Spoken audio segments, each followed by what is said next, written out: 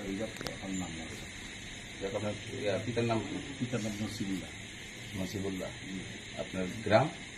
গ্রাম আকিপাড়া সারদাতলা মাঠ, post office 2 নং কান্দিপাড়, কুমিল্লা। আর থানা? কোতোয়ালি, জেলা? কুমিল্লা, সমুদ্র। আপনার পেশা কি? পেশা থেকে আর রাজনৈতিক পরিচয়? আমি সাবেক আওয়ামী লীগের সহ সাংগঠনিক সম্পাদক। কোন জায়গা? 8 নং ওয়ার্ড। 8 নং ওয়ার্ড কোন জায়গা? মহানগর না, সিটি কর্পোরেশন 8 নং ওয়ার্ড আর কি স্যার। সিটি ওয়ার্ডের এটা মহানগর না স্যার। সিটি তো মহানগর বলে, সিটিকেই মহানগর বলা হয়। সিটি ইংলিশে, বাংলায় মহানগর। অর্থাৎ আপনি মহানগর 8 নং ওয়ার্ডের সাংগঠনিক সম্পাদক, সহ সাংগঠনিক সম্পাদক। জি। তা আপনি এতে বর্ডারে আসছিলেন কিছু, কোন উদ্দেশ্যে আপনি বর্ডারে আসছিলেন? স্যার আমি ঘুরতে আসছিলাম স্যার। না, ঘুরতে থেকে বর্ডারে আসার কথা না। আপনি তো আপনার বাড়ি, আপনি যেখানে বসবাস করেন, আপনি কুমিল্লা, কুমিল্লা থেকে আপনার সহজ এবং কাছে যে বিবির বাজার, আপনি যদি আসেন ঘুরতে যান তাহলে বিবির বাজার যাওয়ার কথা। আপনি তো এই সীমান্তে তো আপনার আসার কথা না, কারণ আপনি যেখানে গেছেন সেই জায়গায় ঘোরাঘোরা করছেন, সেই জায়গা থেকে সীমান্তের জিরো লেন দূরত্ব ছিল কোন জায়গায় 10 গজ, কোন জায়গায় 15 গজ, কোন জায়গায় 20 গজ।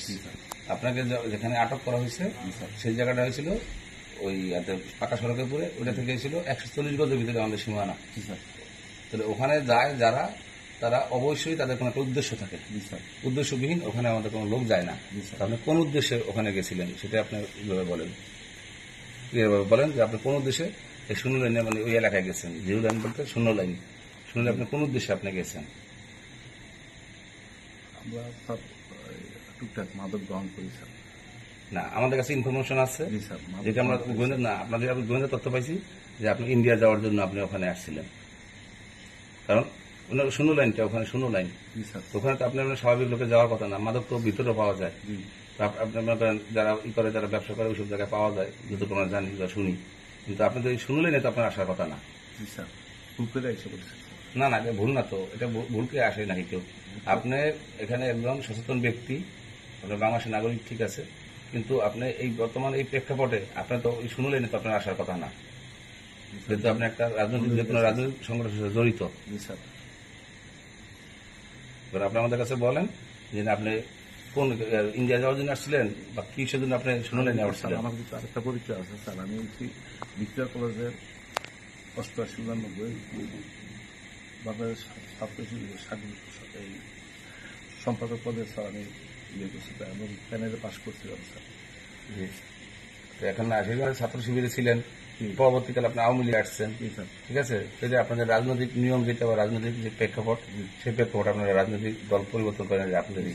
কিন্তু আপনি যেখানে আসছেন শূন্য লাইন, যে জায়গাটা আপনি আসছেন, ওখানে তো একজন সাধারণ লোক সাধারণত আসা যাওয়া করে না। ওখানে যে কোনো উদ্দেশ্যে আসে, হয় ভারতের অনুপ্রবেশের জন্য আসে বা তার কোনো অন্য কোনো উদ্দেশ্য থাকে। কিন্তু আমাদের কাছে যে আপনার ব্যাপারে তথ্য আছে যে আপনি ভারতে পাচার হওয়ার জন্য, মানে যাওয়ার জন্য আপনি ওই পর্যন্ত আপনার শূন্য লাইনের ওই এলাকায় আপনি অবস্থান করছেন, নিশ্চিন্তপুর গ্রামে গেছেন। তারপরে আপনার নজরদারিতে রাখা হয়েছে। রাখার পরে যখন আপনাকে আমরা আমাদের রোডের ভুল যখন আপনাকে আমরা পাইছি, তখন আমরা জিজ্ঞাসাবাদের জন্য ওখানে আপনাদের আমরা আটক করছি। মানে আটক, জিজ্ঞাসাবাদ আপনার থামানো মানে আটক করার জন্য। আমাদের কাছে এই নিউজটা আপনার ব্যাপারে আছে। এখন আপনি একদম আমাদের কাছে সঠিক কোনো স্বীকার করেন যে আপনি কোন উদ্দেশ্যে শূন্য লাইনে আসছিলেন আপনি, কারণ আপনার বাড়ির সামনে তো অন্য বর্ডার আছে। হ্যাঁ, ওখানে লোক হয়তো আপনাকে চিনবে, আর এখানে লোক আপনাকে চিনবে না, সেই জন্য হয়তো আপনি এখানে এটার আশ্রয় নিয়েছেন, আমাদের এই পত্রের আশ্রয় নিয়েছেন এখান দিয়ে। আসলে স্যার আমার ওই ধরনের কোনো উদ্দেশ্য ছিল না, যাওয়ার জন্য কোনো উদ্দেশ্য ছিল না স্যার। আমি ঘুরতে আসছিলাম। ঘুরতে শূন্য লাইনে আসে, একদম বর্ডারের কাছাকাছি আসে, তো আপনি সন্ধ্যার সময় বুক পেয়ে এসে বসে স্যার। না, সন্ধ্যার সময় আপনি আসছেন।